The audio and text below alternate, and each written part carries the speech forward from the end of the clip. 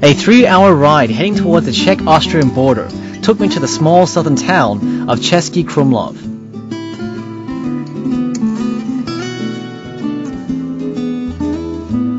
This small town along the Vltava is best known for the fine architecture and art of its historic old town and castle.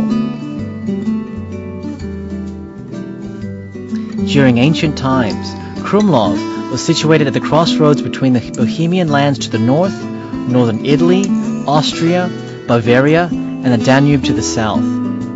The surrounding culture influenced the style of architecture of both the town and the chateau, which has an Italian Renaissance style. The whole town is now a UNESCO World Heritage Site.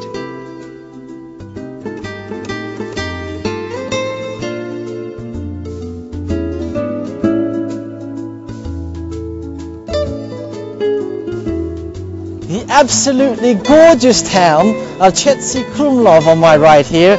So who used to live here? Actually, the common folk and artisans who actually supported the nobles. This place was built during the 13th century, and you're asking me probably, where do the nobles live? Which is exactly to my left right now. This is Krumlov Castle, also built in the 13th century and built by a man by the surname of Krumlov. He was the first of 4 nobles that lived in this magnificent building. The place almost looks like it's been hewn into the rock face.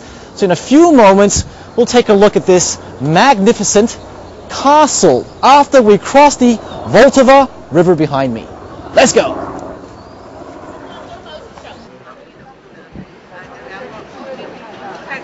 Český Krumlov Castle is unusually large for a town of Krumlov size. It is the second largest castle in the Czech Republic, second only to the Prague Castle, the largest ancient castle in the world. I was told that the castle has, since the 16th century, the tradition of keeping bears. Watching these bears in the moat is a major tourist attraction. But I guess I'm just not lucky enough to see these bears in the moat today. The original center of the Gothic castle was known as the Upper Castle. Its palaces also have a 16th century Renaissance style to them. This is due to the outstanding works of the art that lie on the castle's outer face. Here you can find painted stoneworks and Greek gods. Unusually enough, you can even find painted windows lying next to real ones.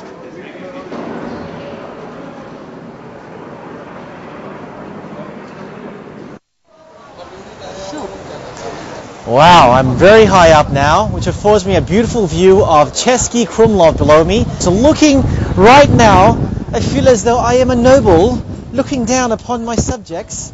I have a deep appreciation just being here looking down for European history.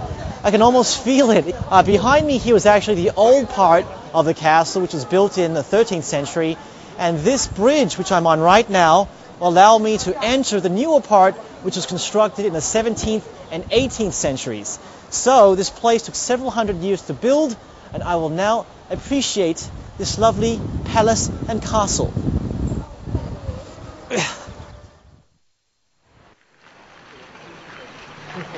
On the west side of the Cloak Bridge is the 5th courtyard and a Baroque garden, in which the fountain is the favorite of all tourists. Situated on the slope that divides the upper garden and the lower parterre, a cascading fountain crowns the front of the upper garden with statues of the water deity, with vases and allegories of the 4 seasons.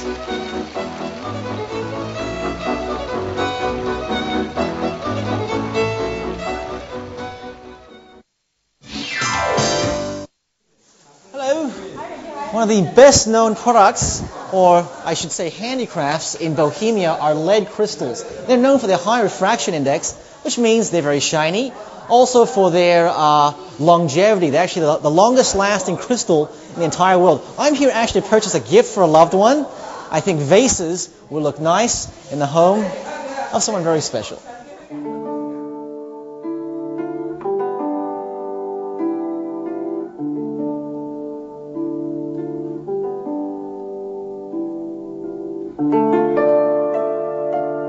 Czech crystal dates back to the Renaissance period, when people had a craving for engraved stones. At first, artists used a natural crystal found throughout Bohemia, known as mountain crystal.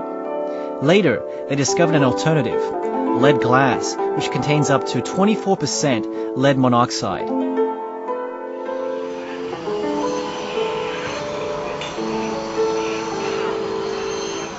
The lead content gives the glass a crystalline sparkle and lowers its working temperature and viscosity, making it easier to handle. Today, Bohemian lead glassware continues to be renowned for its excellent cuts and engravings. But you have to take good care of these delicate works, as lead glass is quite soft. Store your collections in a dry place and never put your vases or glasses in a dishwasher.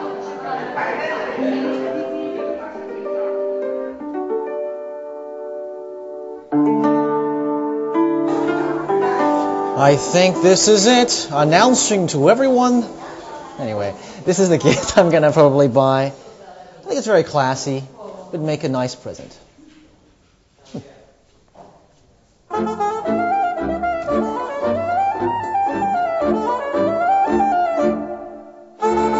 Sadly, I know I must soon return home, away from this mystical country. My trip here has given me a deep appreciation for the history and beauty of the Czech Republic. I now have a deeper understanding of the pleasant-natured, peace-loving Czech people. The images of the country's infinitely detailed architecture, its lush green fields, adorned with the myriads of yellow rape flowers, are forever ingrained in my mind. All I have left to say is thank you. Děkuji, Czech Republic.